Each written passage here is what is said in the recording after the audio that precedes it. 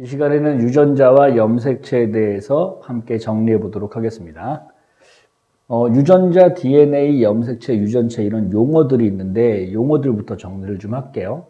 현재 그림이 이렇게 나와 있습니다. 그림에 보니까 세포 안에 이런 게 들어있고 이런 거 내부에 이런 게 들어있고 이런 거 내부에 이런 게 들어있다 이런 거잖아요.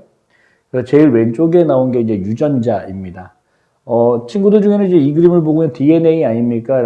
라는 친구들도 있을 텐데, 유전자라고 하는 건 유전 정보가 저장된 DNA 속의 특정 부분, 다시 얘기하면 DNA가 쭉 염기 서열로 되어져 있잖아요. A, T, G, C, C, C, G, G 이렇게 쭉 연결되어 있으면 그 중에 일부 염기 서열을 유전자라고 한다 이 뜻입니다. 자, 그리고 두 번째요. 이 유전자들과 유전자를 갖지 않은 DNA 부분이 합쳐져서 그래서 DNA가 되는데, 그러니까 많은 수의 유전자를 포함하고 있는 유전물질, 실제 유전물질의 본체다라고 하면 DNA를 얘기하는 거죠. 그래서 DNA는 이중가닥으로 되어져 있다. 이 정도 알 거예요. 자, 그리고 요거요. 여기 그림 보시면 요 초록색 동그라미가 뭐냐면 얘가 단백질이에요. 그리고 요게 단백질인데 요 단백질을 DNA가 감고 있는 요 모양을 뉴클레오솜이라고 하고, 요 뉴클레오솜이라고 하는 덩어리가 쭉 연결된 거, 그걸 우리가 염색체라고 부릅니다. 그래서 염색체는 DNA와 히스톤 단백질, 요 히스톤 단백질로 이루어져 있다는 걸 알 수 있습니다. 물론 이제 히스톤 단백질이 8개가 있을 때 히스톤 단백질 8개를 DNA가 2바퀴 반 감고 있는 구조를 얘기하긴 하는데, 거기까지는 이제 생명과학 2에서 다루는 내용이니까 거기까지는 생명과학 1에서는 몰라도 되겠습니다. 자, 여기 세포 안에 그래서 이 염색체라고 하는 게 길게 되어져 있는데 그게 다 모여 있는 상태. 그래서 한 생명체가 가진 모든 유전 정보를 뭐라고 부르냐면 그걸 유전체라고 부른다 이 뜻입니다. 그러니까 유전체가 전체를 얘기하는 거고 그 중에 사람의 경우에 46개의 염색체가 있으니 그 하나하나의 염색체를 염색체라고 부르고, 그러니까 유전체 안에 염색체가 들어있겠죠. 염색체 안에 DNA와 히스톤 단백질 중에 DNA 나와 있고요. DNA 안에 있는 특정 염기 서열을 우리가 유전자라고 부른다는 거니까 따라서 순서는요. 유전자가 첫 번째, DNA가 두 번째, 염색체, 유전체, 즉 부등호 표시하면 이렇게 되겠습니다. 되겠죠? 자, 그러면 염색체의 구조를 다시 한번 살펴보도록 할게요. 여기 왼쪽 아래 부분에 보시면 분열 중인 세포가 있어요. 분열 중인 세포의 핵이요. 핵 속에 보니까 핵 속에 염색체라고 하는 게 있는데 염색체라는 덩어리를 쭉 풀어보니 요 길다란 실이 되고 요 실의 이름이 뭐냐 하면 염색사입니다. 염색사요. 요 염색사, 실 모양의 것을 염색사라고 하는데 이걸 또 쭉 풀어보니까 이렇게 동글동글한 덩어리로 연결되어져 있더라고요. 그래서 이 동글동글한 덩어리 이걸 뭐라고 부르냐면 뉴클레오솜이라고 하고, 뉴클레오솜은 좀 전에 얘기했던 것처럼 DNA와 무슨 단백질? 히스톤 단백질이 더해져 있어서 이렇게 기본적인 단위를 구성하고 있는 걸 뉴클레오솜이라고 하고요. 이 뉴클레오솜을 풀어보니까 또 이제 DNA로 쭉 풀리게 되는데 요 DNA 상에 있는 특정 염기 서열의 일부를 유전자라고 합니다. 여기서 조금만 더 관찰해 볼까요? 유전자 1과 유전자 2를 보시면 유전자 1이 유전자 2보다 더 긴 걸 알 수 있죠. 다시 얘기하면 유전자라고 하는 게 반드시 몇 개의 염기 서열로 꼭 몇 개다라고 정해져 있는 건 아니고 A라는 유전자, 1번 유전자는 뭐 30개로 되어져 있으면 2번 유전자는 20개로 되어져 있는 그렇게 염기 서열의 개수가 달라지거나 염기 서열의 또는 배열 순서가 달라서 유전자가 달라지기도 합니다. 그러니까 꼭 같은 길이로 나오는 건 아니다라는 거죠. 자, 하나만 더 정리해 봅시다. 우리가 용어들 중에 상동염색체라는 말이 나오고 염색분체라는 말이 나와요. 상동염색체와 염색분체는 어떻게 구분이 되느냐?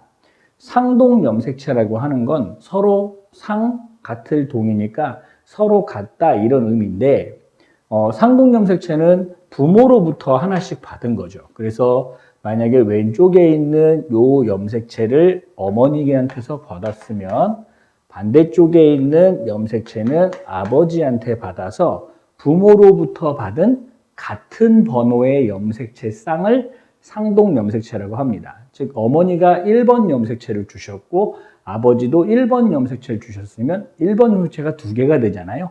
그 상태를 상동염색체라고 부릅니다. 그래서 사람의 경우는 상동염색체를 23쌍을 갖지요. 그래서 어머니가 염색체 1번부터 23번까지 23개를 주고 아버지도 1번부터 23번까지 23개를 줘서 전체 상동염색체 쌍은 23쌍이 되고 염색체 개수는 46개가 되겠습니다. 자, 그리고요. 상동염색체라는 말이 있고 염색분체라는 말은 뭐냐면 요 상태에서 복제가 일어나서 DNA가 복제가 일어나서 염색체가 이렇게 한 가닥이었는데 가닥수가 2배로 늘어난 상태. 그 가닥수가 2배로 늘어난 상태에서 둘 중에 한 가닥을 우리가 염색분체라고 부릅니다. 그래서 염색분체라는 말은 복제된 염색체 중 한 가닥만 설명하는 게 염색분체라고 보면 되겠습니다. 이해할 수 있겠죠? 그래서 여기서는 복제가 안 됐으니까 염색분체라는 표현을 쓸 수는 없고요. 여기는 복제가 됐으니까 염색분체가 2개가 됐다. 또 이쪽 거 또 2개가 됐다. 이렇게 설명하는 게 맞아요. 그리고 하나 더 대립유전자라는 말이 있어요. 대립유전자라는 말은 여기 선생님이 정리를 좀 해놨는데 대립유전자는 상동염색체 위에 있는 유전자를 얘기합니다. 그래서 우리가 요 앞에 내용에서 뭐를 배웠냐면 염색체 안에 유전자가 들어있다고 염색체가 있으면 그 안에 유전자가 있다고 배웠는데 그 유전자가 염색체 안에 있을 때 엄마가 준 거랑 아빠가 준 거 상동염색체 위에 있는 유전자 중에서도 같은 위치에 있는 유전자를 우리가 대립유전자라고 부릅니다. 이해할 수 있겠죠? 근데 이제 여기서 하나만 더 정리해 보자면 대립유전자는 우리가 상동염색체 상 위에 있는 같은 위치에 있는 유전자라고 얘기하긴 하는데 하나 더 특징이 있다면 같은 형질을 결정한다는 겁니다.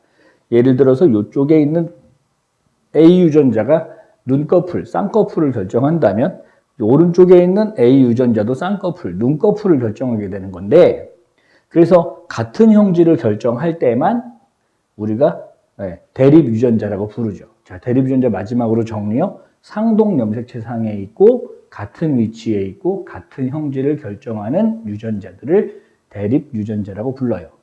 자, 그럼 여기서 하나만 더 공부합시다. 자, 어떤 거냐면 상동염색체라고 하면 부모가 하나씩 준 거고 부모가 같은 번호의 염색체를 줬기 때문에 그래서 두 유전자가 이 안에 있는 유전적 조성이 상동염색체의 유전적 조성은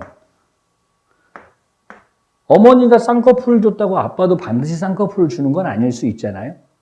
같을 수도 있고 또는 뭐 어머니가 O형 유전자 줬다고 해서 아버지도 꼭 O형 유전자만 줘야 되는 건 아니잖아요.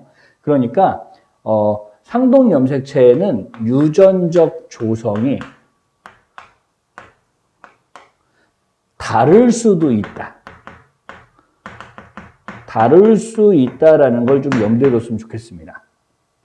근데 반면 염색분체는요. 염색분체는 왼쪽 가닥을 오른쪽이 복제를 했기 때문에 또는 오른쪽을 왼쪽이 복제를 했기 때문에 그래서 염색분체 같은 경우는 유전적 조성이 반드시 같을 수밖에 없겠구나라는 거죠. 자, 하나만 더요. 대립유전자는요. 그러면 유전적 조성이 대립유전자는 반드시 같을까요? 아니면 다를 수도 있을까요? 대립유전자, 상동염색체에 있는 유전자니까 엄마가 하나, 아빠가 하나 준 거잖아요. 따라서 유전적 조성이 다를 수도 있다. 자, 그래서 우리가 염색체하고 DNA하고 유전자에 대해서 한번 정리해 보았습니다.